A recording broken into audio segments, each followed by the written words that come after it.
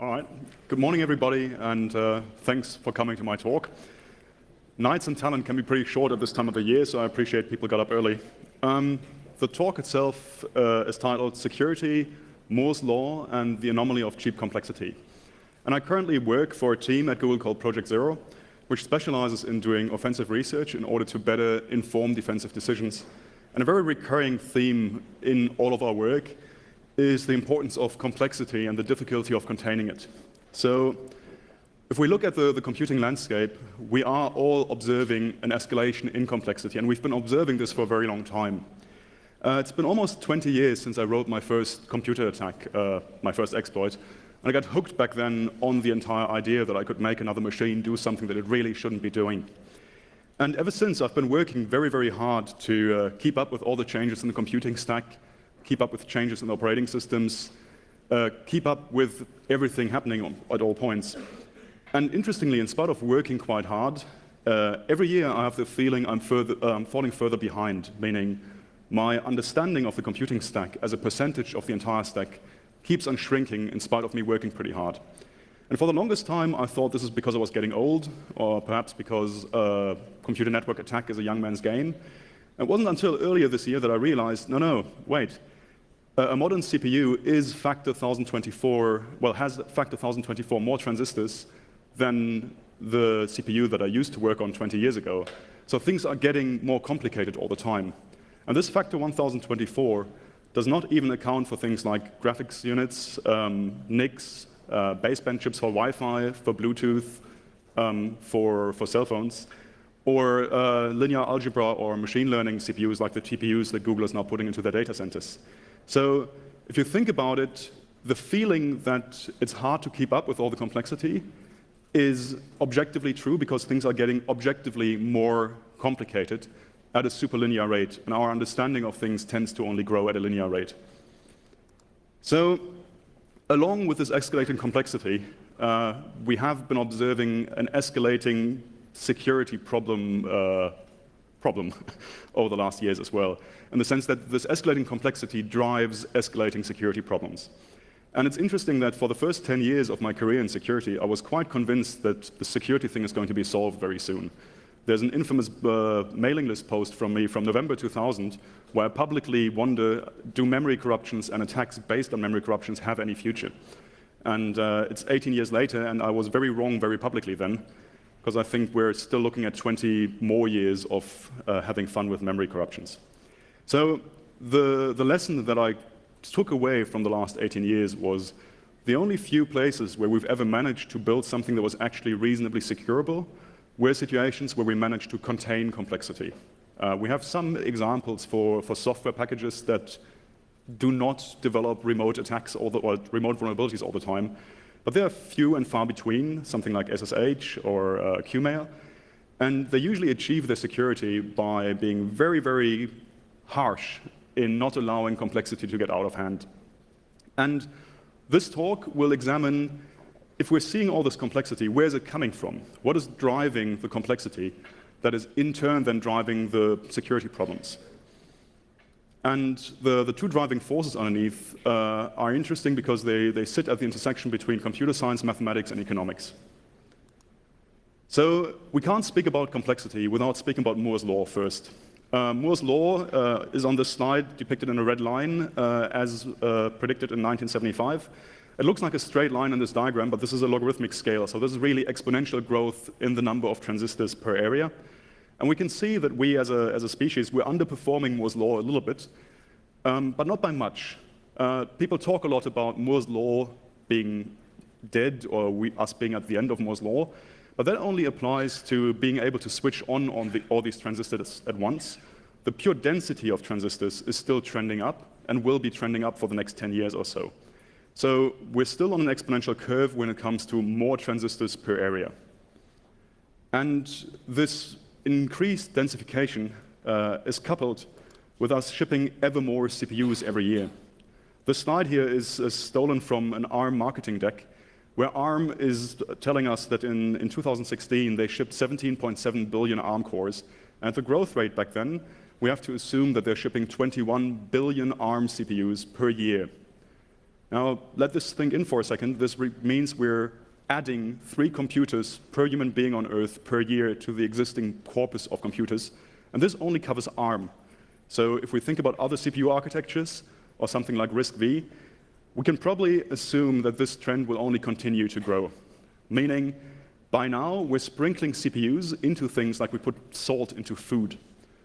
There's all sorts of devices that you would not expect contain a significant CPU these days, and this is only going to get worse, in the sense that I guess in a few years' time, having an electronic device that does not contain a computer is going to be the exception. It's going to be extremely rare to have a device that does not contain CPUs.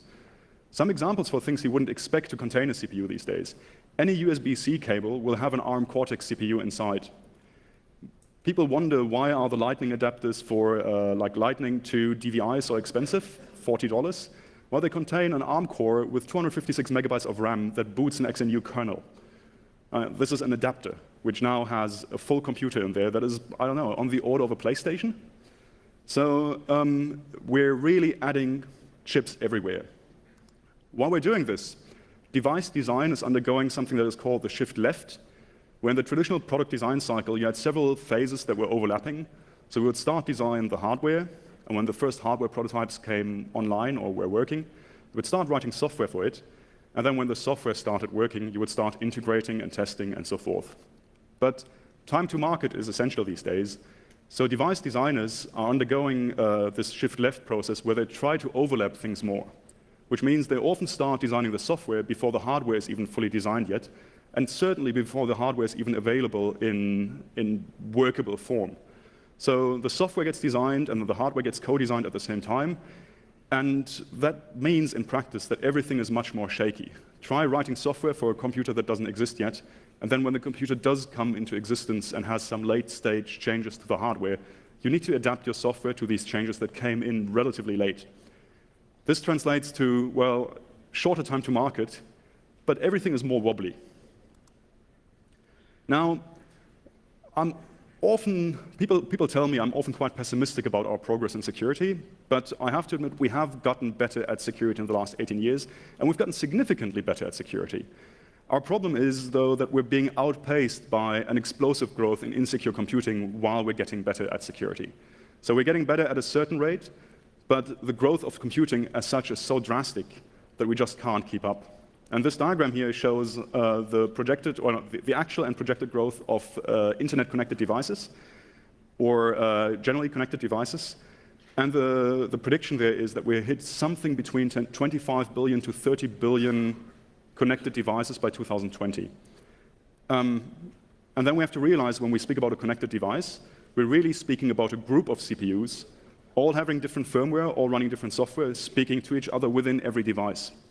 A friend of mine works a lot in automotive reverse engineering stuff and in mobile phone research.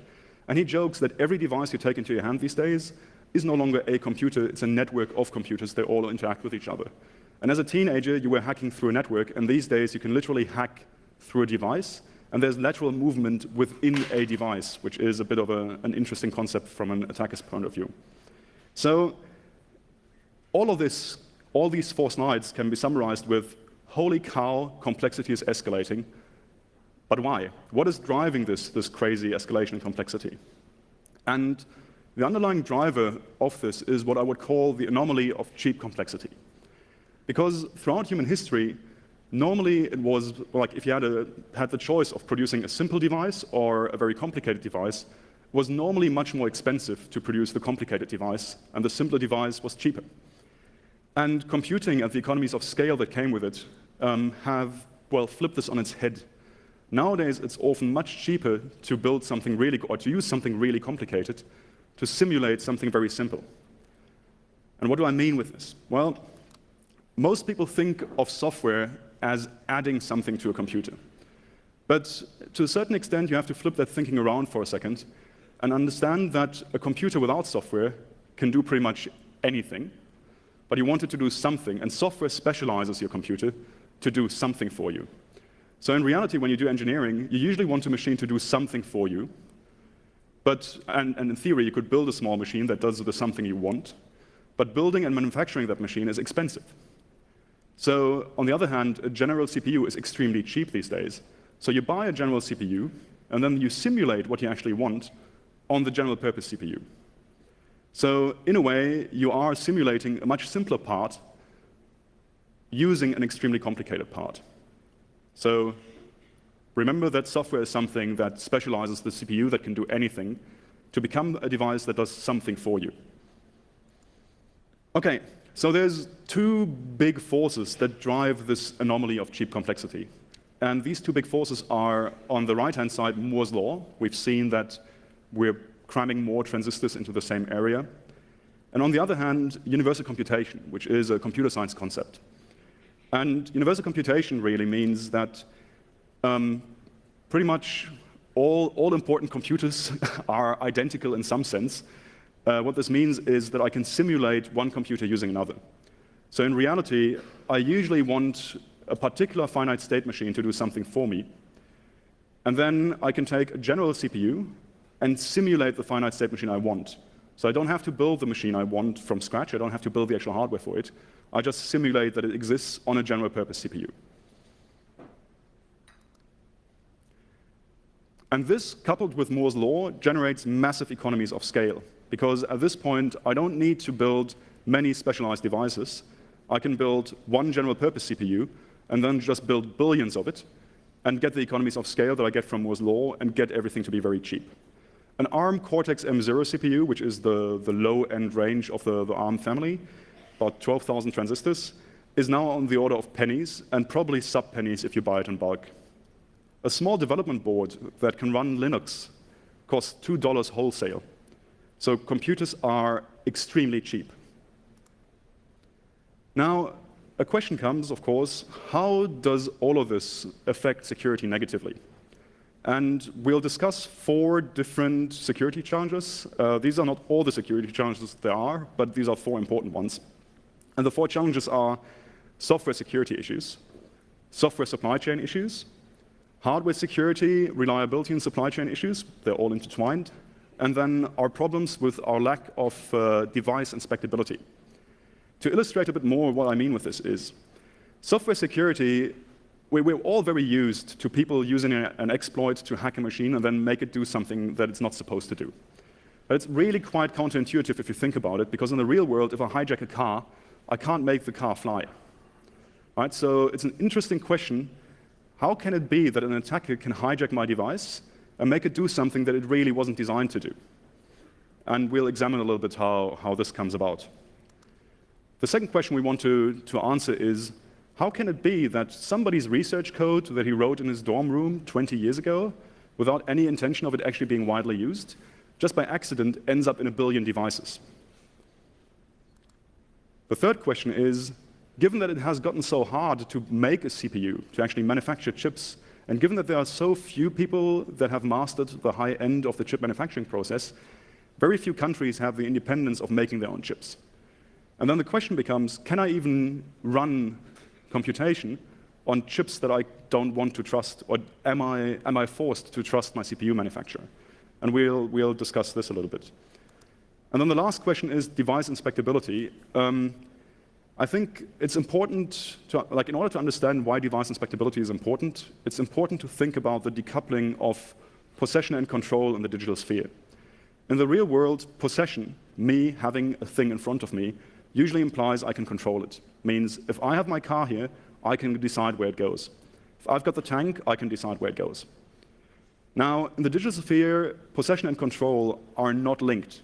I have my phone in my hand, but the software vendor and all the other people that are running stuff on there, they can control what the phone does.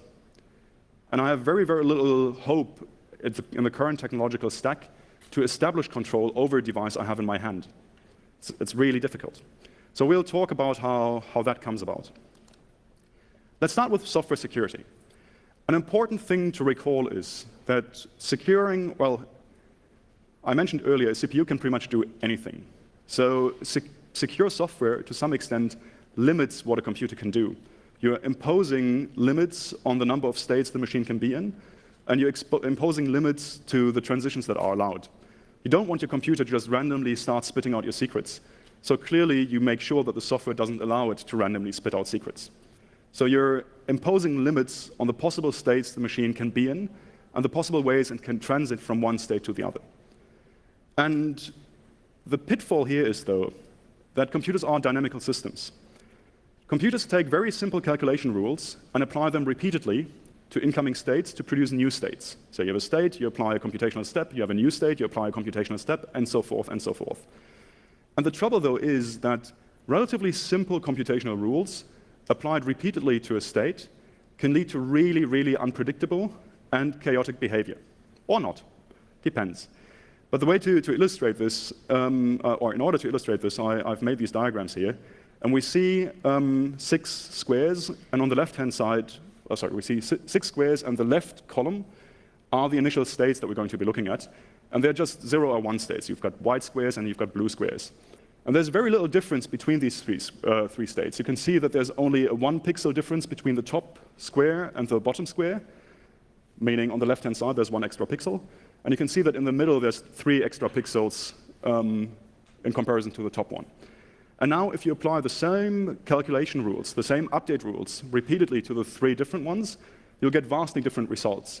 So I'll click, and then we'll watch the right-hand column where we can see the evolution of these 3 systems by just applying the same computational rules to all 3 of them iteratively. So we see that the tiny change in the middle led to a different outcome, but a stable outcome. And the even smaller change at the bottom leads to absolute chaos. Like, this thing will go on for a long while and just keep on running and creating new states that you really couldn't foresee. And to a certain extent, this is what's killing us in software security, that small changes tend to spin out of control. So it's important to realize that when you're dealing with computational devices and software running on them, you have complex behavior that is barely controlled, that always runs just below the surface. And you've imposed a lot of limits on the system in software. But when something goes wrong, when you ever reach an invalid state, then odds are that all your carefully imposed limits on what the system can do may fly out of the window. Once you're operating on a broken input state, it's really hard to predict how that will interact with other parts. And if you think about what attackers do, attackers very carefully set up initial states and then set up a corruption of sorts to reach an invalid state so that the error has a ripple effect and propagates into a state that is undesirable for the defender and desirable for the attacker. And our experience in security confirmed this. Like, really tiny issues, really tiny differences in an initial state can spin out of control entirely and get the attacker to take over the machine or violate security properties. A prime example, why did I go with a single bit flip model? A few years ago, I was involved in a situation that was known under the name of Rowhammer. And what happened there is that RAM vendors were shipping RAM, and as they were scaling down their transistors, they packed them so tightly that when you read one piece of memory, you would have a small amount of leakage current that would leak to the neighboring parts of memory. So if you read that part of memory really rapidly in succession, you would be able to flip bits in adjacent parts of memory. So an attacker, just by reading memory, could flip bits in other parts of memory. And the hardware vendors at the time, they all thought that this is just a reliability issue. Like, who cares about a bit flipping eventually? The computer may crash, but that's not a big deal. We'll reboot or whatever. And also, the odds of the computer crashing are relatively low because most bits in memory don't matter. But it turned out to be quite exploitable and have huge security impact. So I guess the summary of it all is it's really important to realize that a tiny error in a computing system has a tendency to spin out of control, and attackers can usually make it spin out of control in a semi-controlled manner. Okay, so the answer to the question, how can it be that my device gets attacked by an attacker and can then do something it wasn't designed to do in the first place, is that it was much more cost-effective to put a general-purpose computer into that device that can do anything, and then kind of try to control that complexity and keep it under wraps, than to build a device that doesn't have that computational power in the first place. Now, if you put a general-purpose CPU into a device, you also get the advantage or disadvantage that any added complexity in the form of software becomes essentially free. Now that I've got a CPU in my device, I can take any piece of software in the world and compile it or port it to that platform, and now adding that complexity is almost free for me. And as a teenager, a book that was very, very influential on me is called The Moon is a Harsh Mistress. It's about a colony of prisoners on the moon that then undergo some sort of revolution in order to declare independence. And there's a long monologue in this book about the proper organization of a revolution, in fact. But it's actually a good monologue about design, because one of the people, one of the characters in the book that talk about the revolution there is a guy called Bernardo de la Paz, and he tries to argue that the revolution should only contain a few people and not a mass number of people, and should have a cell system in order to properly contain spies. So it's a good quote on engineering in general, though. And the quote is, how do you design, or how does one design an electric motor? Would you attach a bathtub to it simply because you have one available? Would a bouquet of flowers help, or a pile of rocks? No, you would use just those elements necessary to its purpose and make it no larger than needed. And you would incorporate safety factors. Function controls design. The trouble is that software makes adding bathtubs, bouquets of flowers, and rocks free. There's really no cost to it, and because it's free, we get it. So the answer to the question, how on earth did this research code that some guy wrote 20 years ago in his dorm room end up in 1 billion devices is, well, it provided some marginal value, was easy to reuse, didn't take much effort, it would have been more effort to write it ourselves, but most importantly, it was free. Okay, talking about chip manufacturing and talking about hardware reliability, hardware supply chain issues, and hardware security issues. It's important to realize how insane the scaling of transistors has gotten. We're now at a point where a high-end CPU will contain hundreds of millions or even billions of transistors, and Intel is quite proud about the latest manufacturing process where they get about 100 million transistors per square millimeter. And I mentioned that you need about 12,000 transistors to do an ARM Cortex CPU. So we have a lot of compute on very little space. And the trouble is, we've seen that a tiny malfunction on the order of one single bit can spin out of control and make things go really crazy. So we now have 100 million transistors per square millimeter, and there's just no cost-effective way of inspecting them all and testing whether they work properly. In reality, we build these chips, or people manufacture these chips, and you get this wafer. And then this wafer has a whole bunch of chips put on there, and they try to test them. And those that pass basic functionality tests are sold, and those that don't pass the tests are thrown away. And it's exactly these economics of the chip-making process that drive manufacturers to sell the hardware they can get away with selling. What this means is, if I'm producing a wafer, and a certain percentage of that wafer is going to be garbage anyhow, my margin depends crucially on maximizing the yield on that wafer. The more I have to discard, the less money I make. If I have to discard too much, I'm losing money. So the chip maker is strongly incentivized to ship the CPU that is the least reliable CPU that the customer can't detect as unreliable. That's literally how you have to operate in the chip-making business in order to get stuff done, which was also the problem in the Rowhammer scenario, because the DRAM manufacturers just had no incentive to make sure that their RAM never flips a bit. So, and this is not malice, this is just economics and technological progress, because in order to continue marching down Moore's law, chip manufacturers have to go really to the limit of what is possible reliability-wise. You're so small these days, you have a few hundred atoms in a transistor. So clearly, 3 atoms more or less when you have 20,000 of them doesn't matter, but 3 atoms more or less when you have only a few of them starts being a significant error. So chip makers are almost forced to walk really close to the cliff. And until recently, essentially until Rowhammer, or perhaps even until well, I would say until Rowhammer, the link between reliability and security was not very clear to the electrical engineering and to some parts of the computer science community. So people didn't understand that a reliability issue is, in many cases, unless it's carefully controlled, also a security issue. Okay, so the summary of all of this is, you need to trust your chip manufacturer. There's just no way that under current technology, under current understanding of software, we can run software on hardware that we do not trust. We do not know how to write real-world programs that can operate on chips that we do not trust. And any tiny intermittent and probabilistic misbehavior can, under the current architectures, have disastrous security implications if leveraged properly. So there's no way to not trust your chip manufacturer. Yeah, so this slide just summarized what I just said. There's no way you can run a computing infrastructure if you have to assume the person manufacturing your chip is malicious.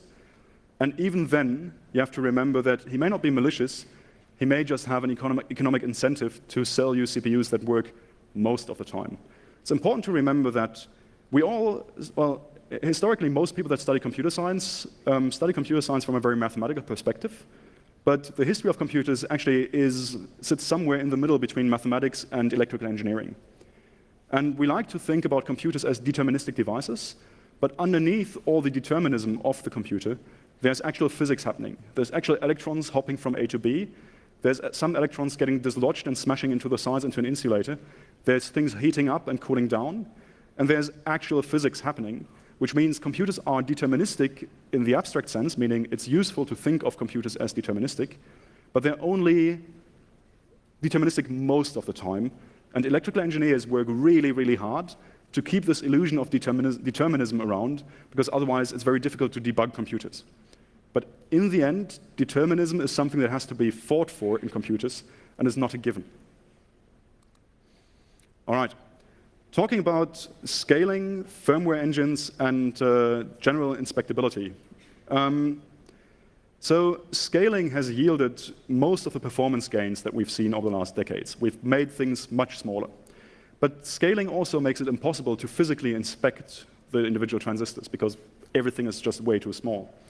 And then, while we've done this, we've scaled things down, we've also replaced many simple parts with quite complicated parts. So we've replaced simple engines with full CPUs with firmware. And we usually have no good mechanism of inspecting what firmware is running inside the device. And the average laptop these days has on the order of 30 to 35, perhaps 40 different CPUs, all with different firmwares in there. And we have a really hard time establishing what is where when. And the current approach for firmware security is usually based on a sort of mode system. We just design things in a way that we think the attacker can't get in. We do code signing, cryptographic verification of the stuff that's coming in. But we have to realize two important truths. In the remote case, code signing keys get stolen with quite some regularity. There's a thriving black market where you can purchase code signing certificates. So it's very, very difficult for many hardware manufacturers to even keep the signing keys secure. Step one. And for local attackers can often induce localized faults, transient faults in computer circuits by electromagnetic radiation or other tricks. And once they can get a fault induced, they can often bypass the cryptographic verification mechanism, which then means that you can get past the you're not allowed to get into this device. And once you can implement new firmware, nobody can get you out. So the reality is that at this point in our technological progress, nobody has a good way of establishing control over a device in the sense that resetting a device into a known good state if the hardware was in attacker possession in between. We can't check the transistors, we can't check the firmware properly. So that means establishing who is in control of a given device at a given point in time, if control of that device has been disputed before, gets to be very, very difficult.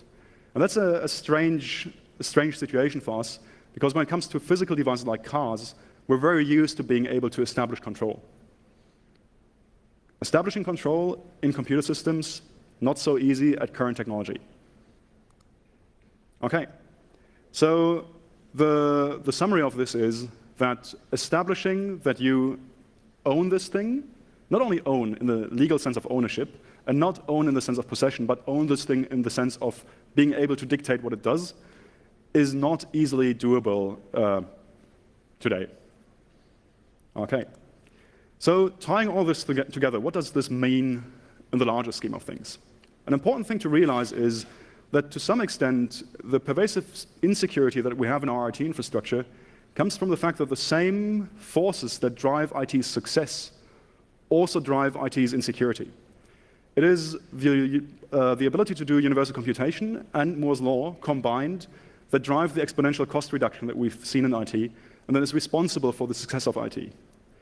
And then it's this genericity of computing that generates the economies of scale so that you can just produce billions of generic CPUs that make complexity cheaper than simplicity.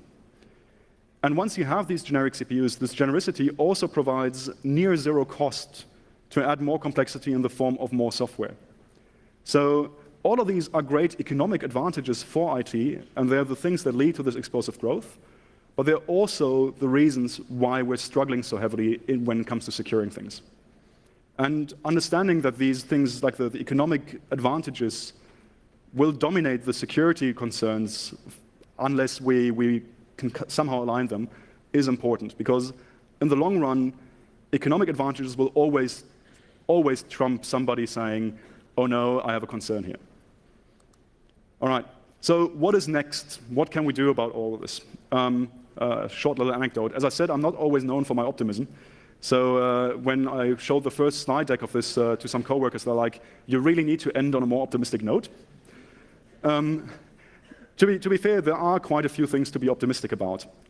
First of all, let's not kid ourselves. There's a lot of research and engineering ahead. And the problems that we need to solve is, first of all, how do we contain untrusted software but still make use of it? I mean, there's a lot of useful software out there written by a grad student 20 years ago that we would like to use, but we need to find a way to have the benefits of that software without, well, incurring the cost of things spinning out of control and then us getting hacked through that software. So first thing, how do we use untrusted software in our systems without it having a security implication? The second bigger problem is, how do we build systems that we can inspect and that we can effectively take control of if we need to? And that's more difficult. Then how do we build systems that do not spin out of control when a single bit flips or when a small memory corruption occurs? How do we build systems that can detect when they are about to spin out of control? And this is not easy either. And then the biggest question is, I mentioned that getting the alignment between security and economics is important. How do we do this without sacrificing the benefits that Moore's law and universal computation has given everybody? And I mentioned that there's quite some hope. So some of these problems are really research problems, and some of these problems are just engineering problems in the sense that we know how to do this, we just have to do it. And the first thing I would like to mention is that when it comes to containing untrusted software, the Linux kernel nowadays contains something called seccomstrict, which is an extremely restrictive sandbox that limits the complexity of the code the attacker can reach drastically. In essence, what it does is it limits the syscall a process can make to read from a file or read from a file or file descriptor, write to it, exit the process, and a syscall called sigreturn, but that doesn't really matter. So it really narrows down what that process can do, very, very strictly. And my team, Project Zero, we're not known to have a lot of doubts about being able to break things, because we're usually quite good at breaking things, but nobody in the team would be confident that they can get out of a seccomstrict sandbox. So isolation mechanisms that are very, very hard do exist, but we don't have any libraries to make them usable. So we're here in a situation where we have something that we know works, and our challenge is to make that actually useful, usable, and deployed everywhere. And it requires thinking a little bit about what programming libraries do you want, what programming paradigms do you want, and so forth. But this is really the part of the questions that we have on screen that are least researchy and most just engineering. Building inspectable systems is more complicated, I think, or more researchy. Also, I'm not an electrical engineer, so I understand less about it. But it's an interesting and an important question. Can we build systems that have one component that is big enough and simple enough that it can be inspected, that can then go and bootstrap a validation mechanism for the rest of the system and inspect everything else? And this is really, it's not clear if it can be done, how it can be done, and I would probably have to speak to an electrical engineer about this, and even then we would have to puzzle for a while. But the point is, it's an important research problem, and it doesn't seem impossible. There's no fundamental reason why it shouldn't be doable. On the question of containing latent computational power, there's really interesting work being done with regards to memory tagging. Oracle, when they were still doing the Spark CPUs, had something called ADI, which was very cleverly designed. And all of these things were mechanisms that help you detect when a program is spinning out of control, provided that you've combined the engineering of your hardware with the engineering of your software in the proper way. So the hardware essentially provides facilities for the software to tell it when an invalid state is reached, and then the hardware provides some support to possibly detect this. Now, all of these approaches are imperfect, but the general gist of, or the general thrust of, we can co-design hardware so that software can signal to the hardware, these are the states we intend to have, and these are not states we want, is quite promising, and I think we'll see interesting things there. Now, when I talk about this, it becomes clear that this requires a lot of re-engineering of existing systems. So who on earth would want to pay for this? Right? Because normally, nobody's going to re-engineer the entire IT infrastructure just because we want securable systems. And re-architecting all the legacy stuff is really just not economical in any way, shape, or form. So is there a larger economic or technological trend that we can ride in order to get there? And I would say, yes, there may be. We are reaching the end of Moore's law, not in the sense of no longer being able to scale transistors, but in the sense of we are no longer capable of obtaining single-core speedups. The speed of a single core, the growth rate of it, has dropped from more than 50% to less than 2%, which means we're used to a single core doubling in speed every 2 years. Now it'll double in speed every 20 years at max. So we're literally at the end of the rope for single core speedup. And for the last 40 years, we've programmed computers in the very same way. We had a programming model, and we've essentially pretended that our computers are just faster versions of a PDP-11 every year since the 1980s. But if you speak to an electrical engineer these days, they're all very, very excited, because for the first time in 40 years, they're allowed to go wild and redesign architectures to be massively parallel, because there's no more performance gains in the single non-parallel version.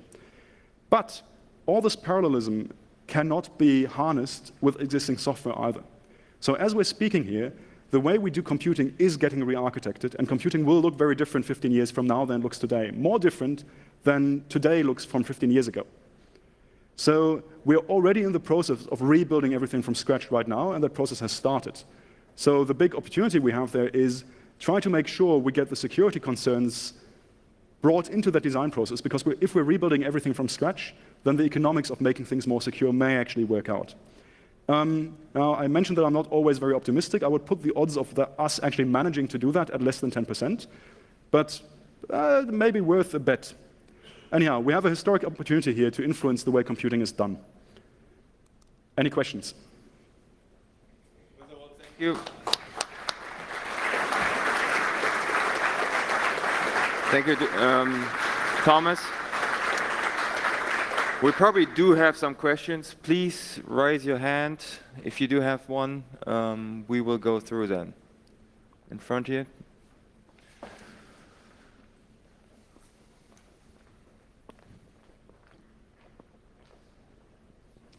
Hello, Lucas Olejnik, ICRC, but speaking in my personal capacity here.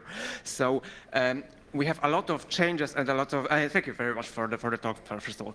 So we have a lot of changes and a lot of new standards and a lot of technologies are, as you said, in flux. But as you also mentioned, it requires time. It's difficult to foresee which security proposals, which standards will be the successful ones.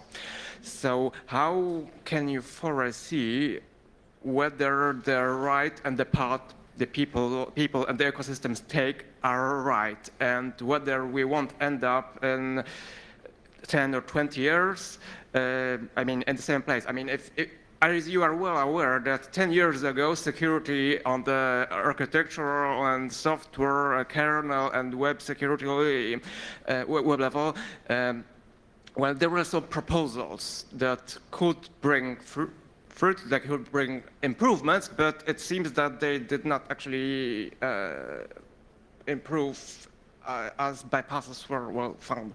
So, in your opinion, how do we foresee, and it's pretty much magical reasoning, how do we foresee where will we end up in 10 years? So I mentioned that I only see a less than 10% chance that we'll really end up with more secure computing systems.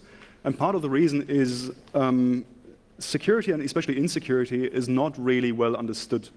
There's a ridiculous scarcity of people that actually understand exploits at a sufficient depth and understand enough of the different parts of the stack to make contributions. So one of the things clearly, like, why am I working in a team that does offensive research that then gets published? Well, partially because I think it's useful, it's extremely useful for us to understand what we're trying to solve first. Right? So I guess if we want to get good solutions, we have to make sure that we understand what we're trying to solve first. And at least historically in security, a lot of countermeasures are a bit of knee-jerk reactions. So you have a security problem, and then you come up with a mitigation before you've really gotten to the root of the problem. Did that answer your question in any way, shape, or form? Okay, cool. There's one more question, yes? Hi, I'm Carlos with CERT Latvia, and my question is regarding quality of engineering. Like, humankind is pretty good at mechanical engineering or construction, you know. In Western world, buildings don't collapse that often or so. So why are we so bad at engineering software and hardware? So the question, I think, is one of the order of magnitude of the complexity we're dealing with. The pyramids of Gizeh are said to have about 2.5 to 3.5 million bricks. We're putting 100 million transistors on a square millimeter. And that does not even include the software on top of it. The pyramids of Gizeh had Windows XP had more man-hours invested than the pyramids of Gizeh. So we just have to realize that our IT stack is the most complex thing we've ever built. Like, humanity has never built anything more crazy than a cell phone, essentially. And all that complexity is in your pocket. So the reason why we're better at building buildings and bridges and so forth is because there we're naturally constrained in how crazy we can go. There's laws of physics that pull us back more. And with computing, and part of the reason why computing has been so successful is we're not quite as constrained by the limits of physics there as we are. Well, we're still constrained by the limits of physics, but we can afford to put much more complexity in these devices than elsewhere. Did that answer the question? Do we have another? Again? Okay.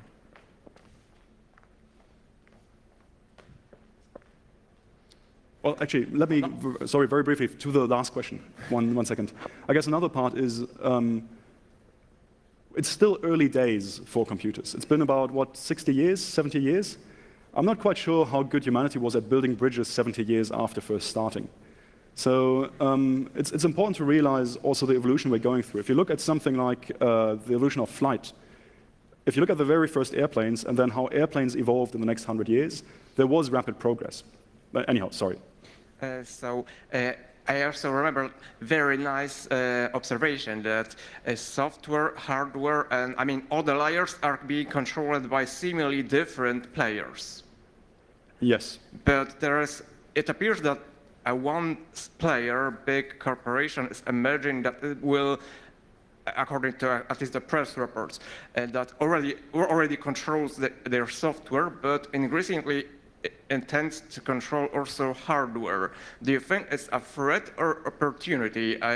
Or maybe if someone would be in control of full stack, so software, hardware, that will be the ultimate opportunity. So it's a bit unclear whether it's achievable. I know that quite a few vendors dream of owning the entire stack, but even those vendors do not necessarily own the manufacturing process. So let's say I'm a mobile phone manufacturer. I may own the IP for the entire stack. I may have designed my own CPU, as Apple has done. I still outsource a lot of the actual implementation of it to a third party, and I have to trust that third party. I don't think there's any player that is even remotely close to vertically integrating the chip manufacturing process as well.